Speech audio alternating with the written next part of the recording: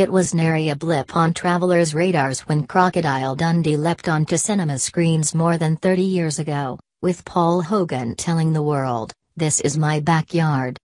Fast forward to today and Kakadu National Park, Australia's largest national park and home to some of the oldest rock art in the world, is still revealing its secrets.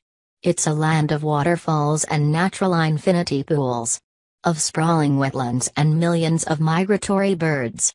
It's a place where you can spot crocodiles, eat them and even sleep inside one. The Indigenous-owned Mercury Kakadu Crocodile Hotel, kakadutourism.com, in Jabiru is one of the Northern Territory's most endearing man-made icons. And finally, it seems, Aussies are waking up to the riches of our big backyard and discovering Kakadu for themselves. Mercury Kakadu Crocodile Hotel General Manager Richard MacArthur says the hotel's biggest growth in the past 12 months has come from the domestic market. Last year, we saw much lower than average rainfall during the wet season, which I believe created an increase in confidence regarding accessibility, he says. Why visit?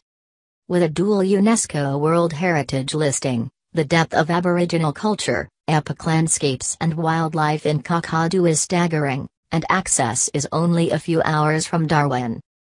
There are so many amazing activities to do, but the availability of many varies depending on what time of year you visit, MacArthur says.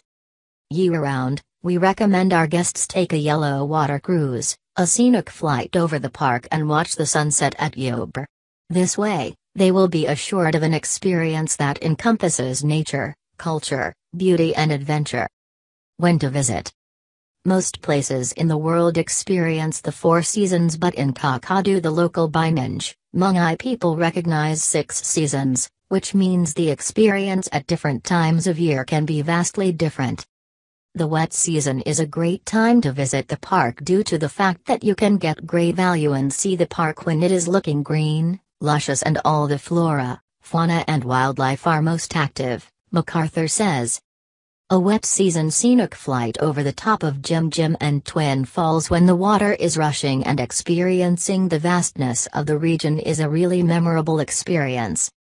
Typically, the dry season months of June to October are popular because there is access to swimming holes and waterfalls that would not be accessible in the wet.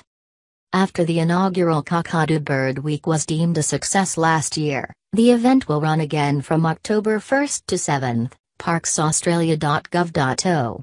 Kakadu is home to more than a third of Australia's bird species, and during this week Twitchers can join tours with specialist bird guides and attend slideshows and talks. When to book? The popularity of Kakadu coupled with limited accommodation options means booking well in advance is recommended for travel during the dry season. It's the reason pop-up glamping specialists Flash Camp are set to return with their 5 meters bell tents, replete with real beds, power and fans, for a second season at Kunda Lodge from July to September. While bookings are not yet open, you can register your interest on their website, flashcamp.com.au.